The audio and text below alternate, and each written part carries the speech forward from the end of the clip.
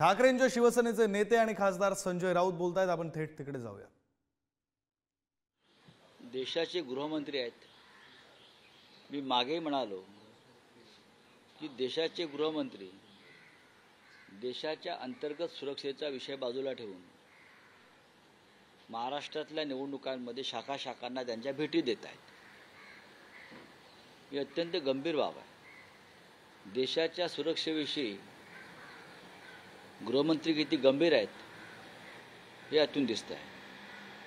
खरं म्हणजे ते मणिपूरला जाऊन थांबायला पाहिजेत, काश्मीरमध्ये अतिरेकी हल्ले सुरू आहेत तिकडे थांबायला पाहिजे। देशामध्ये अनेक प्रश्न निर्माण झालेले आहेत। लडाखमध्ये चीनचं सैन्य घुसले आतमध्ये, अरुणाचलला घुसले, तिकडे जाऊन त्यांनी पाहणी करायला हवी। पण महाराष्ट्रातील निवडणुका एक घटनाबाह्य सरकार या राज्यात त्यांनी जे बसवलं आहे त्याला संरक्षण देण्यासाठी अमित शहा इथे येत आहेत। अमित शहा किंवा मोदी महाराष्ट्रात आले की आम्हाला भीती वाटते। काहीतरी महाराष्ट्रातला एखादा उद्योग या राज्याबाहेर जाईल किंवा काहीतरी महत्त्वाचा भूखंड अडाणीच्या घशात जाईल, त्याची तयारी करायला हे लोक येतात का? कारण अमित शहा आज येत आहेत आणि काल 210 एकर जमीन मिठागरांची ही अडाणीला द्यायचा निर्णय झाला। त्या जमिनीचं मोजमाप करायला येत आहेत का? व्यवहार वगैरे पाहिला? आम्हाला भीती वाटते। हे दोन प्रमुख भाजपचे नेते इथे आले की महाराष्ट्राच्या लुटी संदर्भात काहीतरी निर्णय होईल। देशाच्या गृहमंत्र्यांनी कोणतं काम केलं पाहिजे या संदर्भात संविधानामध्ये काही नियम आणि विषय आहेत, ते सगळे बाजूला ठेवून हे फक्त निवडणुका, भारतीय जनता पक्षाचा प्रचार, उद्योगपतींना मदत, लाडक्या आणि विरोधकांवर आपल्या हल्ले, हे गृहमंत्र्याचं काम नाही आहे। सरदार पटेलांचा इतिहास त्यांनी वाचावा गृहमंत्री म्हणून, त्यांनी काय काम केलं, किंवा इतर जे पुढले गृहमंत्री होते झालेले त्यांनी कोणत्या प्रकारचं काम केलं। व्यक्तिगत सुडाचं राजकारण करण्यासाठी गृहमंत्रालयाचा वापर या देशात याआधी कोणी केल्याचं मला दिसत नाही, पण अमित शहा नेमकं तेच करतायत। नाही, या महाराष्ट्राच्या निवडणुका होईपर्यंत बहुधा देशाची राजधानी ते महाराष्ट्रात हलवतील असं मला वाटतंय। देशाची राजधानी दिल्ली जी आहे त्याचं एक दप्तर ते इथे हलवतील। मोदी आणि शहाना सारखं सारखं इथे यावं लागतं आहे। याचा अर्थ आहे की लोकमत त्यांच्या विरुद्ध आहे, त्यांना त्यांचा पराभव स्पष्ट दिसतो आहे आणि त्यांची ती धडपड सुरू आहे की हातात काहीतरी राहावं पडावं। नरेंद्र मोदी किती वेळा आले आतापर्यंत? मेट्रोचं उद्घाटन पुण्यातलं त्यांनी 6 वेळा केलं, एकाच मेट्रोचं। अमित शहा वॉर्डामध्ये बैठका घेतात, गृहमंत्री, देशाचे गृहमंत्री। म्हणजे याचा अर्थ असा की या राज्यातला भाजपा कुचकामी आहे। देवेंद्र फडणवीसपासून त्यांचे इतर सगळे जे नेते आहेत ते कुचकामी आहेत। त्याने जे लोक इथे बसवले सत्तेवर ते कुचकामी आहेत। लोक त्यांना फेकून देणार आहेत आणि म्हणून देशाच्या गृहमंत्र्यांना या राज्यामध्ये येऊन ठाण मांडून बसावं लागतं, देश वाऱ्यावर सोडून। मी म्हणालो ना की गृहमंत्रालय किंवा देशाची राजधानीच काही काळासाठी निवडणुका होईपर्यंत मोदी आणि शहा हे महाराष्ट्रात हलवू शकतात। आणि तसं आश्चर्य वाटायला नको, कारण जेव्हा गृहमंत्री येतात तेव्हा त्यांचं अख्खं कार्यालय येतं, प्रधानमंत्री येतात तेव्हा अख्खं PMO इकडे येतं। मग ते सारखं ये जा करण्यापेक्षा, विमानाचं इंधन जाळण्यापेक्षा इथेच ते देशाची राजधानी 2 महिन्यासाठी आणतील।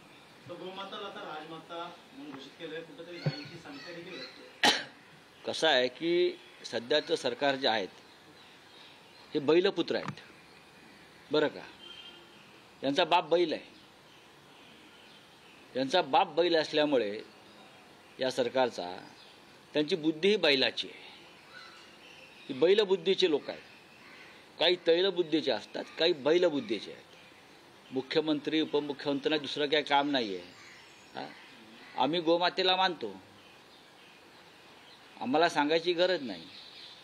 पण या गोमातेच्या ज्या कत्ली भाजपाशासित राज्यामध्ये होत आहेत अनेक ठिकाणी, गोमांस भक्षण, त्याच्यावर जरा सांगा ना. गोव्यामध्ये गोमांसवरती विक्रीवर बंदी नाही, अरुणाचलमध्ये नाही, अनेक राज्यात नाही.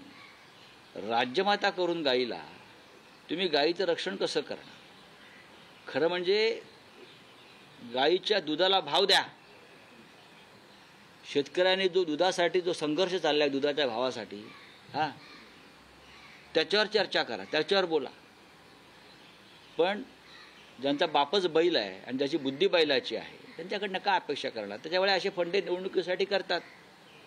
दिल्लीतून काही बैल येतात, ते बैल केंद्रातले फिरत असतात आणि मग आमच्या महाराष्ट्रामध्ये जी एक परंपरा होती विद्वत्तेची, चिंतनाची, राज्यकर्त्यांचा, त्यांनी बैल बाजार केलेला आहे. त्याच्यामुळं राष्ट्रमाता, राज्यमाता, अमुक तमुक, गाईची पूजा आम्ही करतो ना सगळे. त्यासाठी हे शासकीय आदेश काढण्याची गरज नाही. हे राज्य आणि देश तुम्ही कोणत्या दिशेने घेऊन चाललेला आहात? तुम्ही सावरकरांना मानता ना.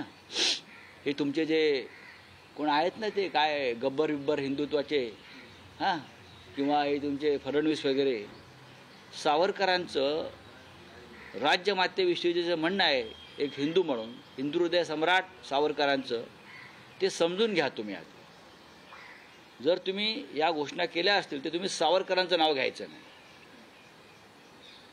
वीर सावरकर,